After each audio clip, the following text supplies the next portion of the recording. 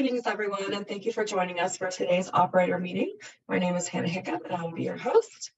We take questions at the end of all of the presentations, so if they come to you during the presentation, just drop that in the chat, and we will go through those all at the end. I don't believe we have any announcements, so first up is CDPHE consultation guidance, and Rick Coffin is presenting that.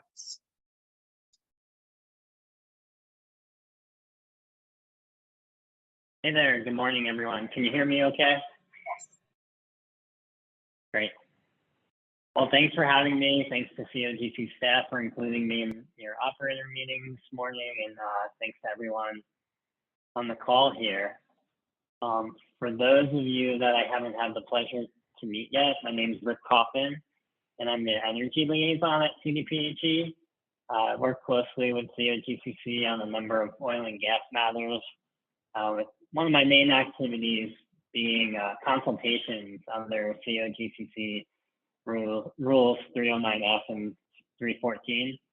I'm here today to basically give you all a heads up that we posted an updated guidance document on COGCC's website, which we have shared on the screen here. So the guidance provides some background information related to the consultations. You know, for some history, my understanding is that this consultation relationship goes back to like 2007 legislation, and I think the consultations began in 2009. But of course, with the passage of Senate Bill 181, and COGCC's mission change rules, the consultations kind of changed in scope and frequency. So that's, you know, what we're here to talk about today. The consultation guidance also discusses CDPHE's risk-based approach to consultations, and it outlines that we will evaluate a facility's relative risk based on the potential to impact public health, safety, welfare, or the environment, and whether the potential risk can be minimized or mitigated in accordance with Senate Bill 181. For example, the factors that contribute to a facility's relative risk to public health include, but are not limited to, the number of residents near the proposed facility, the spatial relationship of those homes, the vulnerability of the people that live, work, or attend school near the facility, proximity to disproportionately impacted communities, potential impacts associated with the facility, and the proposed minimization or mitigation measures. The CDPHE typically intends to consult on an OGDP or CAP when a proposed location is within 2,000 feet of a residence. You know, we'll likely consult on a CAP even if there isn't a residence within 2,000 feet. But that's typically our kind of like our criteria to ask for a consultation. And per COGCC rules, a local government can also request that CDPHE consults on any OGDP or CAP. And our current process now is COGCC staff will notify us when a proposal has passed completeness. Then if CDPHE intends to consult, we have the comment period for the proposal to do so. And after reviewing the documents and forms, I typically reach out to the operator and have an initial call or several calls to discuss the proposal. And we also discuss any best management practices that could be implemented to minimize or mitigate impacts to health and the environment. This involves using a CDPHE BMP list that we ask the operator to complete and send back to us. And this really helps us streamline the process. Then I touch base with COGCC staff about the proposal and BMPs, and then we hold a consultation meeting that includes the operator, CDPHE, and COGCC, where we discuss any questions, any BMPs.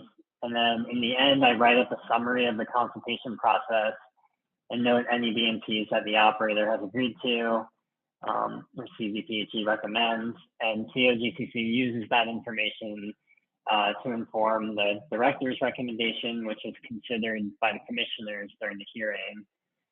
And we also typically attend each hearing for an OGDP or CAP that we consulted on. And as a reminder, my director at CDPHE, Tricia Oath, is a non-voting member of the commission. And the other thing I wanted to talk about just quickly before I wrap up now is I'd like to encourage operators to reach out to me early in the process if they know a residence is located within 2,000 feet of a proposed location. It's been great. I've been working with a number of operators since I started this role in June of last year, and it's been a great working relationship with all the operators out there. I think some of you are on this call today, and some of them have started reaching out to me early in the process, so I appreciate that very much. And I think, as we also note in the guidance, we also encourage operators to include any BMPs that they intend to implement in the CDPHE tab in the Form 2A. And all this early engagement will ultimately help us streamline the process. So yeah, really happy to be here, and thanks again to COGC staff, and happy to answer any questions or follow up offline, have calls, or set up meetings with folks if you have any other questions about the consultation. So thank you. Thank you, Rick. And for everyone's convenience, I've put a direct link to this document in the chat, as well as Rick's email address.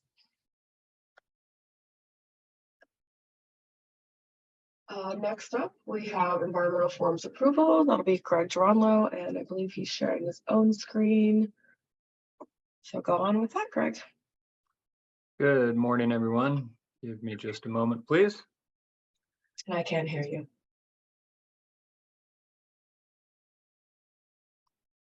I could hear you, Greg. I said I can hear you. Oh, sorry. That's excellent. I thought she said that she couldn't hear me also, and normally that's not a problem for me because I am loud. Sharing my screen now. Hopefully you all can see that. Excellent. Yes. Well, good morning, everyone. I'm Greg Geronlo. I'm the environmental manager here at COGCC, and I am going to present briefly on a topic which I believe will result in some improvements in COGCC's forms processing process. And I'm starting, we're basically starting this rollout with the environmental unit because this has sort of come to my attention as a pretty significant pinch point, and we want to improve that. And the pinch point is the return to draft process. And so I'll just walk through a few things and introduce this. It's not going to be an immediate change, but it will be a change that we roll out in the very near future. So I'll get to that in a minute. Just some statistics about where the environmental unit and the work that we did in 2022. We processed well over 8,800 forms, and of those, about 2,000 of them were Form 19 spill reports, both initials and supplementals, about half and half on those. And then the other forms were over 6,200 Forms 27. So more of those were supplemental forms than initials, but certainly a big slug of forms. And then we also processed Forms 4 and conducted field inspections as well. Current state with respect to the COGCC environmental unit workload, there's 4,700 active spill and remediation projects. Obviously, each one of those requires form submittals, whether it's a supplemental Form 19 that's due either in 10 days or before 90 days after the discovery date. Also, those active remediation projects require quarterly updates to be submitted. So with that many active projects, you can see that we're on target for another 8,000 or more than 8,000 forms to be submitted in 2023. Right now, there are 1,500 Form 27s in process and 66 Form 19s in process. The oldest Form 27 goes back to May of 2021. That's not an ideal situation. The oldest Form 19 goes back to August of 2022. Again, that's not ideal.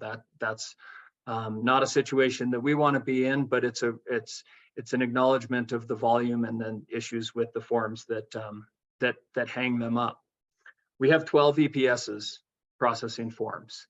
And so clearly you can see that's a pretty big workload for those staff. And for those of you who didn't see, we have announced some additional positions on our website. So hopefully we'll get some good candidates in for that. So here's how our current form processing cycle works. Operator builds and submits a form. COGCC intakes it and reviews the form. And at that point, they can either approve it or approve it with conditions, or they can return the form to draft.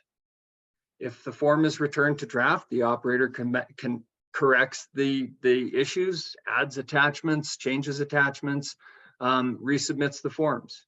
At that point, COGCC intakes and reviews the form and can either approve it or conditionally approve it or return it to draft. And the operator does it again, and COGCC staff does it again. We've had forms back and forth 7 times. We've had forms take a year to process because of that cycle. The problems with that are many.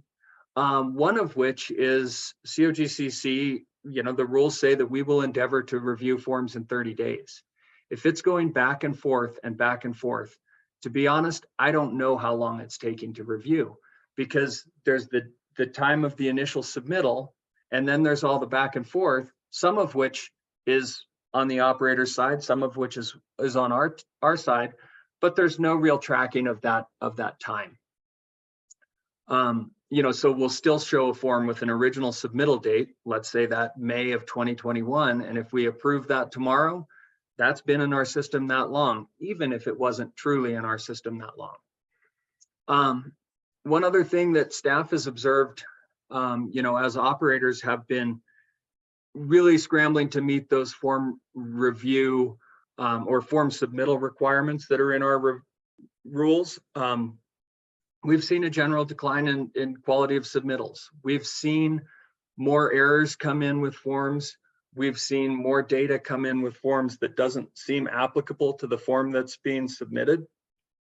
We've seen, where it looks like operators are maybe just throwing a bunch of stuff on the form, submitting it into staff, having staff review it, or hoping that it slips through. And so staff is being a de facto consultant, and that's not where we want to be. So we want to break the cycle. And this would be the new proposed review cycle on these forms. Operator builds the form. Operator conducts QA/QC of the form and the data that they're submitting. Then the operator submits the form. COGCC EPS staff intakes and reviews the form, and then COGCC either approves, conditionally approves, or denies the form. And if the form is denied, the operator starts over at number 1. There's no going back and forth on a form to get it right. The operator should be constructing a form that is approvable under our rules, and that's what they should be submitting. And many are. I want to emphasize that. Many of you who are listening to me right now are going, come on, that's the way we do our business. And we certainly appreciate that. But it's not universal, and we've seen some pretty significant problems. So the benefits of changing this process and breaking this cycle is first, the certainty of process. Right now, when a form is pushed back to draft or returned to draft, when an operator resubmits it, they oftentimes phone the EPS or email the EPS and say, hey, I resubmitted that. Can we get that reviewed? And it comes to the top of the pile. That's not an efficient process, and that's not fair. The next issue, it's not fair to the other operators, right? So we want all forms to be treated the same. We want them to be treated as they're submitted, and we don't want COGCC staff to be the de facto consultant on these. The reliability of staff resources, again, that timing of review that I talked about, we will now be able to meet those timelines much more often than we are right now, because forms won't be going back and forth, pushing other work off of our table to get back into a form that was submitted and submitted poorly enough to get sent back to draft. And then lastly, transparency. There's no good record of the submittal and the work that was done on the submittal when a form gets pushed back to draft. And so with this process, when a form is denied, that form and its attachments will be pushed into the file, the project file, or the facility file, and will be there. It will be memorialized as part of the work that was done on that project. So the operator's work is memorialized, and the staff's work and review is memorialized. We think that's a huge benefit to both the state, the public, and industry. So how are we going to roll this out? We're working on the mechanics now. We have the button to push on the forms to do this, and we've tried it a couple times. We've done it a couple times. And what we found is that the system, the back end process isn't quite perfectly built yet. And so we need to complete building the process. And we're working on that right now. And then, of course, the first, I'm sure questions will come about, when are you going to do it? What's the trigger for it, et cetera, et cetera? How is staff going to be consistent, both, between operators, among regions, and everything else? And we do want this to be consistent. So we will work with staff on when to approve and conditionally approve forms and when to deny forms. And then lastly, other forms. Right now we're rolling this out with the environmental unit, but this process, if successfully rolled out here, will apply to other forms where we're having that similar back and forth with operator and substantial time spent returning forms to draft. I will take questions at the end after all the presentations are done, but I have a few that I've anticipated receiving. And so, what triggers denial? And that's, a form that can't be approved as submitted, or can't be approved with conditions as submitted. The work that is being proposed is being denied, or the data that is supporting that work request is being denied. So a form that contains inaccurate or incorrect information. If there's information relating to another project, obviously we're not going to be able to approve that form. If GPS coordinates are, put the samples in on another site, then that's obviously not going to be approvable. Next question, is this final? What happens? What's my recourse? And this is a final action by the director. I'm not certain what appeal rights might exist. That's a legal question that I can't answer. But this is the director's action on a form. Form 27 represents a request to approve a work plan, and if that work plan is denied, that's the director's final decision on that. How will the operator know that this is happening? Well, you'll be contacted by the EPS or COGCC staff during the review process, and you'll be alerted to this. And then our system will send an email that will include the denied form. And again, we're working on the process to get the form and attachments pushed into the file. And then, what about minor modifications or edits? Oops, there's a typo in the form, or, I copied something from, I was doing 4 forms at once and I copied something in and didn't make that change in one of the forms that I submitted. Yes, COGCC staff can contact you and say, hey, did you really mean this instead of that? Yes, I did. Sorry about that. Can I change it? Yes, you have my concurrence to change it. So anytime COGCC makes changes to an operator's form, we do need their concurrence for that. And then lastly, will the return to draft process still exist?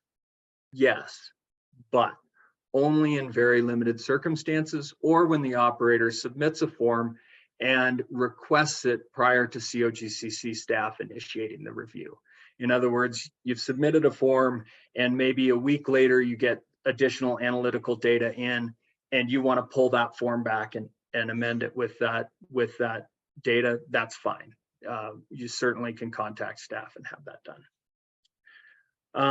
And so that's all I've got. Again, I anticipate questions and we'll take those at the end of the meeting.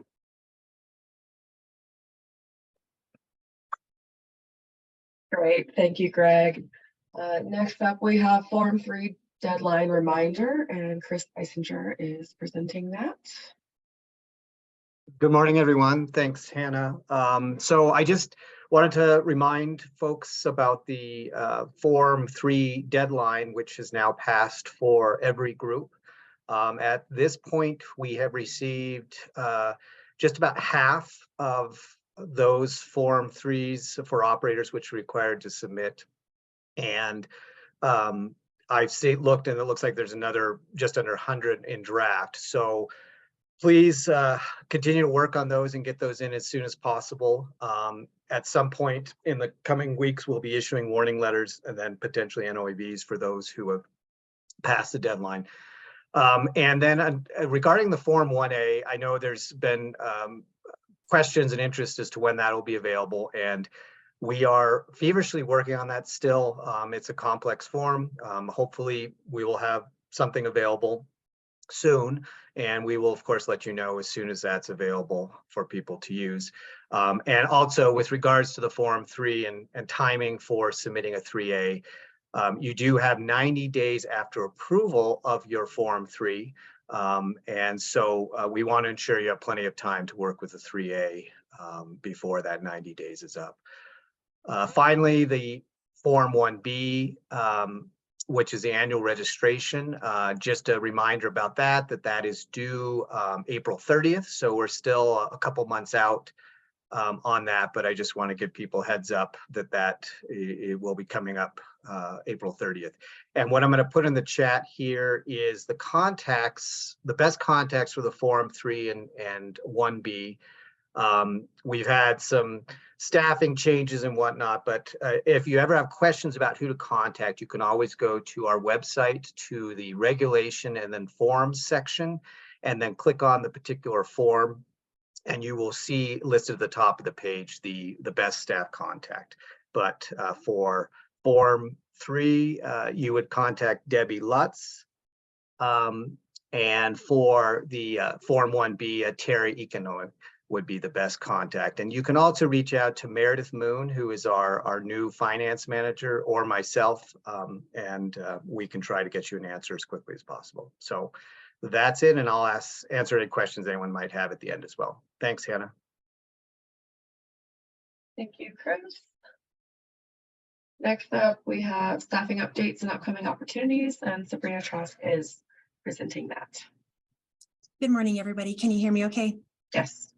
Happy Valentine's Day, everybody. I'm wearing pink. So good morning, everyone. I'm Sabrina Trask. I'm the Planning and Permitting Manager. Just a couple of quick staffing updates.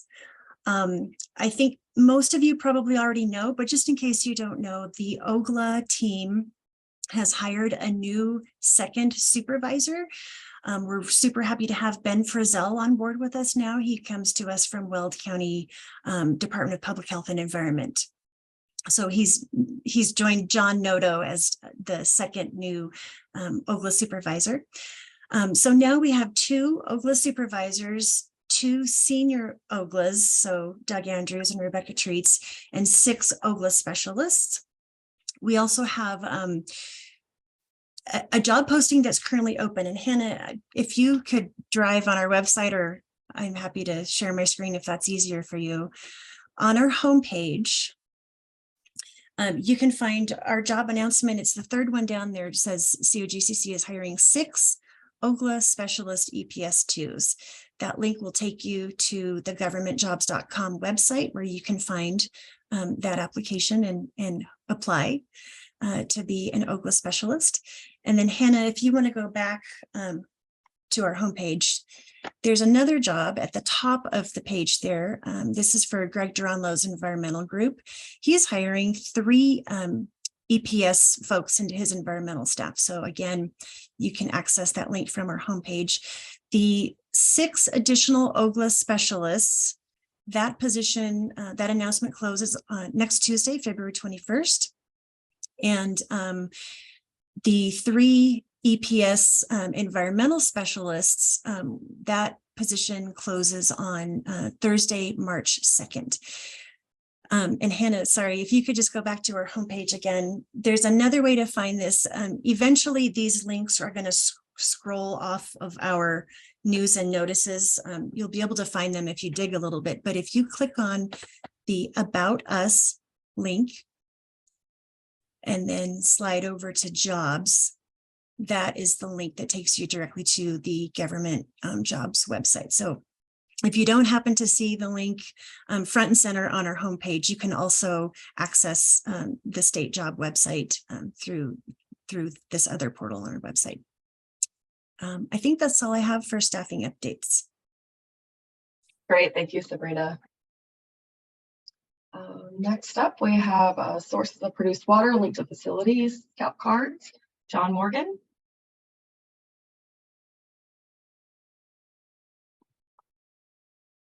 And you should now be able to share your screen. Fingers crossed. I think you're muted, John.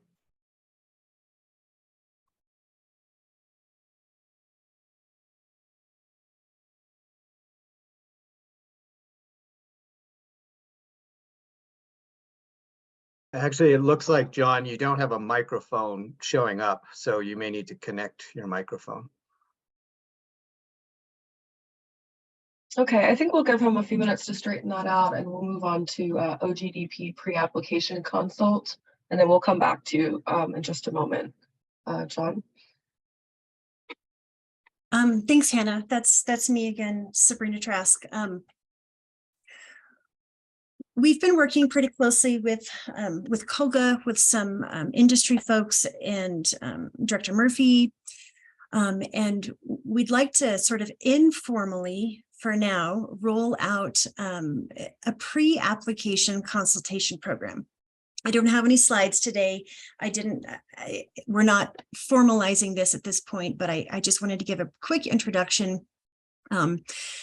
Those of you who seek WOGLA permits in Weld County are familiar with the Weld County pre-application consultation process.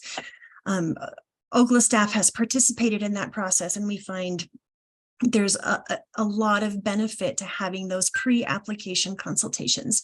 So we would like to also roll out a pre-application consult process statewide to all operators, any operators anywhere in the state prior to you submitting an OGDP application.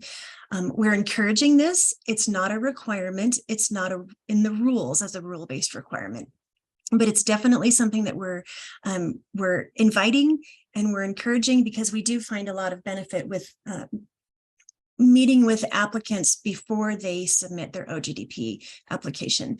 So a couple of benefits is that it gives the OGLA staff kind of a sneak preview of what you're going to propose in your application. It's a good idea to do this before you spend a lot of time and money and effort building your application packet. If you meet with our team far enough in advance and we see something that we consider might be a difficult or a sticky piece of information, whether it's high priority habitat or residential building units, or spacing, it gives us a chance to flag that for you so that you can consider how you might either revise your application or provide additional information that further supports what you would like to propose. So it gives you an opportunity to ask questions of the OGLA staff. It gives us an opportunity to provide feedback to you.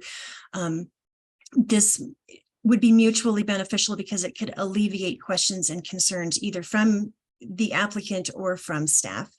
This also helps reduce the risk of slowdowns and questions later in the permitting process. So for those of you that are permitting in unincorporated Weld County or the city of Evans and are going through Weld County's pre-application process with Jason Maxey and his team, that pre-application consultation could also be used for a COGCC pre-app consultation. We generally would not want to have a WOGLA pre-app and then an OGDP pre-app. It just makes sense to combine those into one single meeting so everyone's on the same page. We will be publishing some guidance in the near future to better define what this process might look like. In the meantime, until we have that guidance out, please do reach out directly to me or John Noto or Ben Frizzell to set up a pre-application consultation. You can reach out to us either just on the phone or send us an email, and we'll get something set up on the calendar. We're really excited about this process. We think it's going to help add a lot of certainty and clarity to the permitting process. I think that we have some support from industry already and some support from COGA. So this is something that I think will be a really good improvement to our process. So today is just an initial introduction to it. Feel free to reach out to schedule any pre-apps at any point going forward now. And we will provide some more formalized guidance documents in the near future. Thanks. Great, thank you, Sabrina. And we're going to go back to John Morgan with the sources of produced water linked to scout cards, or sorry, linked to facility scout card. Yeah. Hi, can you hear my voice? I can, thank you. You should be able to share your screen now. Thanks. It's every time I get elevated in one of these meetings, Zoom only likes this headset. So I'm sorry, everyone, but hi, my name's John Morgan. I'm the underground injection control lead here, and we have recently rolled out a couple of tools that should assist you in keeping current on your Form 26s. So I wanted to talk about them here. So first of all, Rule 807B, the 800 series, is the UIC rules. It requires operators of UIC Class 2 wells to update us to your sources of produced water within 90 days of adding or removing a source. And the facilities you need to keep updated would be any UIC facility, so a disposal or an EOR facility. And by facility, I mean that object in our database. And then centralized E&P waste management facilities and pits also, you can file Form 26s too. So we have two new tools for you to see what you currently have submitted in our database. We're displaying what you have registered as sources of produced water on facility scout cards. And we've also put a tool into web forms for you that will show you which facilities you've told us are accepting sources of produced water. So this is a depiction of a UIC disposal facility scout card, and the tool will be the blue bar at the bottom of the scout card. You could click the arrow to expand that. You could also export the list to a CSV, and this can only list up to 2,000 registered sources of produced water. We had to cap it somewhere, and that should be plenty for 90% or more of you. When you expand the blue bar, this is the display you'll get, and this can also be exported to CSV, like I said. The thing I wanted to highlight here with this graphic is that Rule 807B also requires you to notify us on Form 26 when you remove a source of produced water. And this one, for example, shows that the greatest majority of the sources that are registered are plugged and abandoned wells. So these all need to be removed by submitting a new Form 26, which is probably overdue because you're supposed to do that within 90 days of that well no longer being a source of produced water to your facility. And also, I have been coming across recently other UIC injection wells listed as a source of produced water on certain injection wells, and that doesn't make sense. So I've been working with some of you to get that issue cleaned up. So I think that you should only really have sources listed that are in producing, shut in, or maybe temporarily abandoned status. The tools in web forms will be in your operator tools as highlighted by the red arrow here. And all it's going to do is generate a list of everything that you've let us know is taking produced water.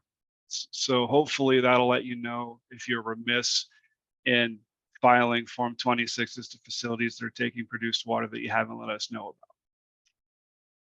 And this is what that will look like when you click the tool. So I want to thank our data analyst, Jennifer Brainerd, for implementing these tools. Hopefully it'll help all of you as well as us because we're really trying to get this system to be as accurate as we can.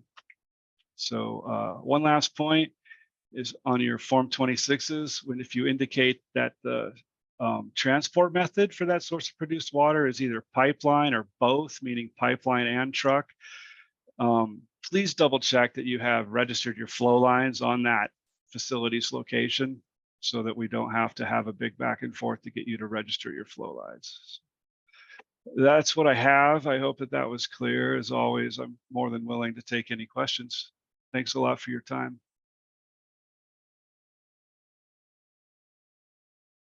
Thank you, John.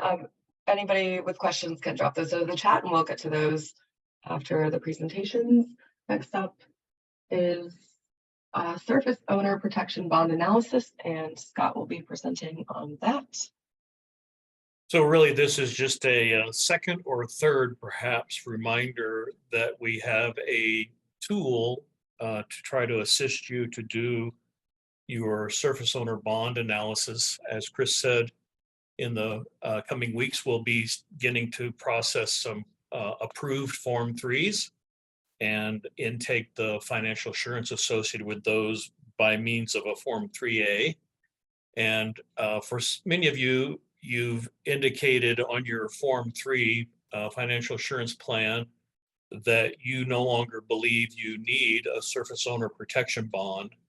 And the way that worked, just to remind everybody, is if you had a surface owner protection bond, we included it in your COGCC data-driven Form 3, and the rules, the financial assurance rules, changed the amount to $100,000 for that bond.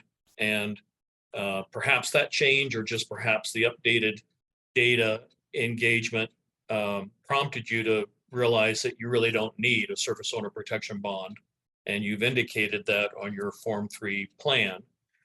And so, the way this will work is that when we process your Form 3A, we will do that review at that point.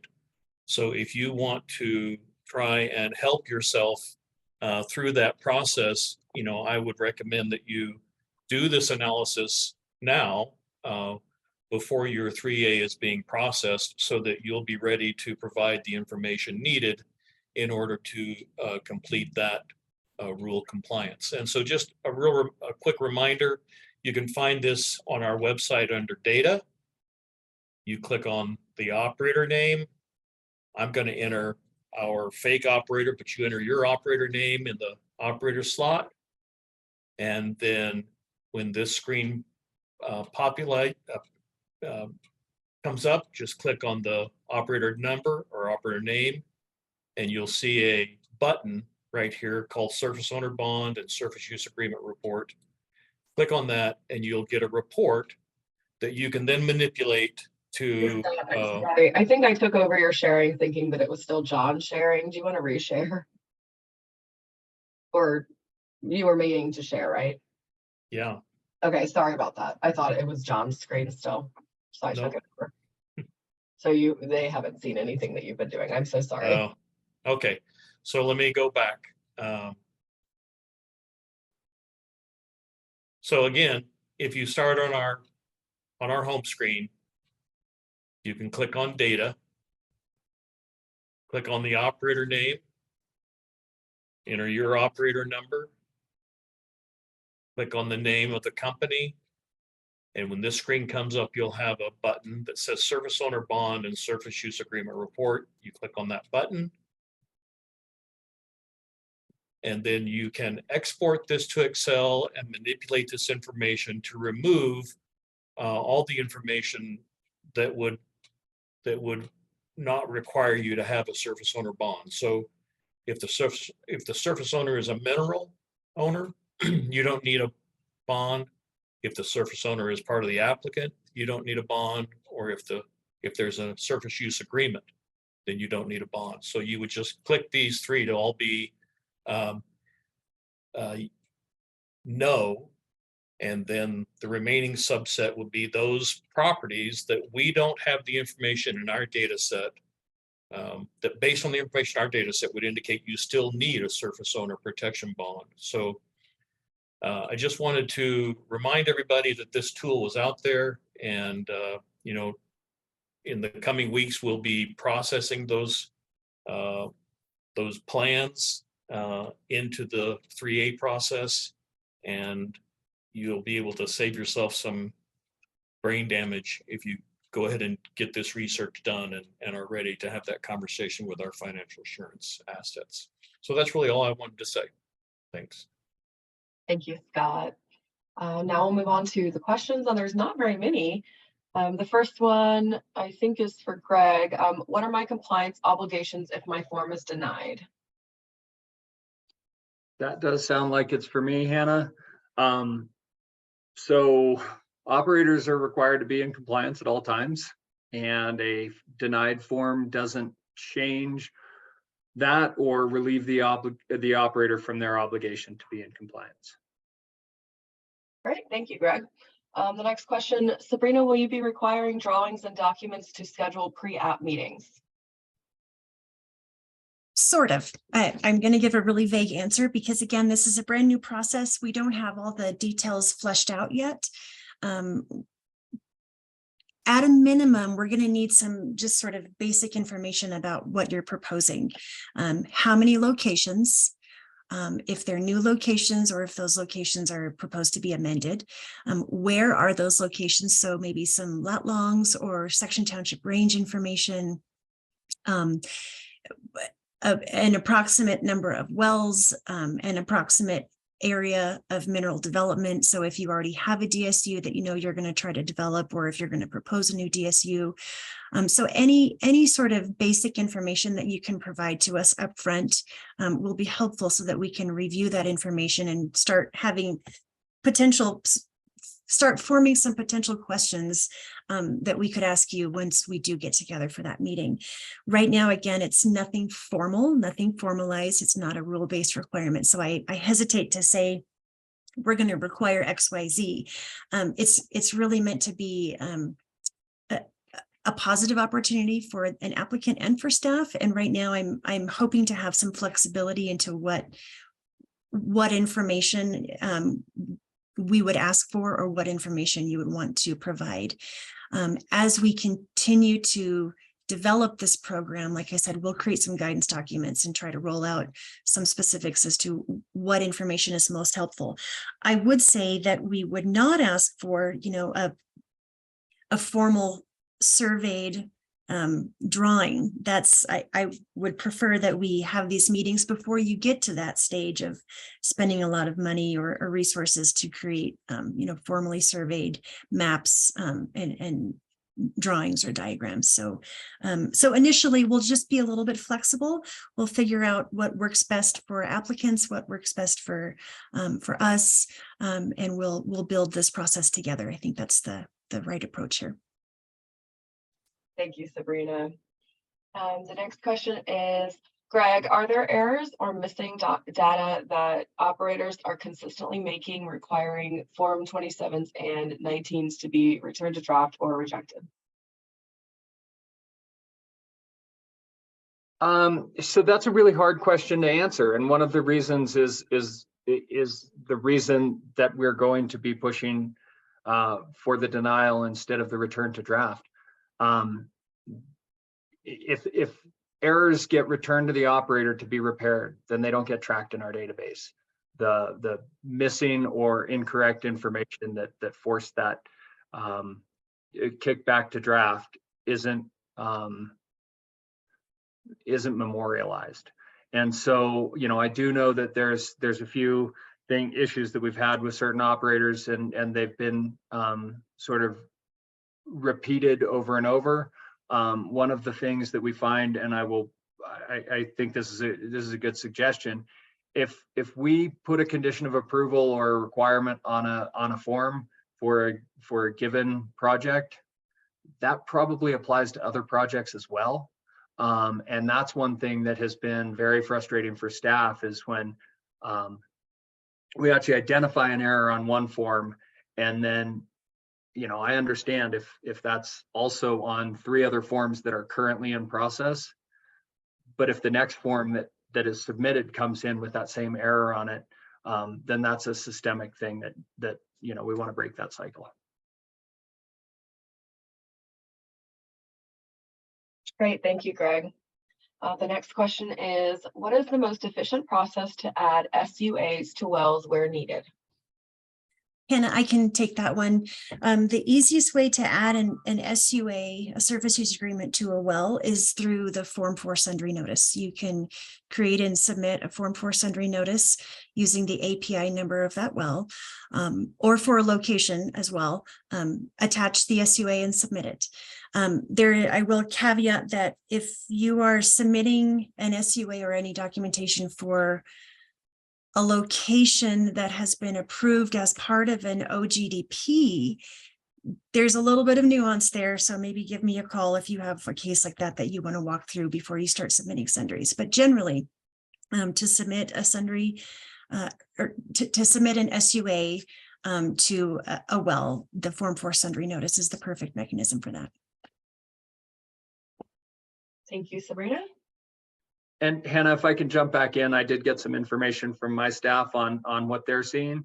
Sure. And so missing lab data and transposed lab data, whether it's just transposed on a site or from site to site, incorrect maps, and then you know, background samples and background determination not completed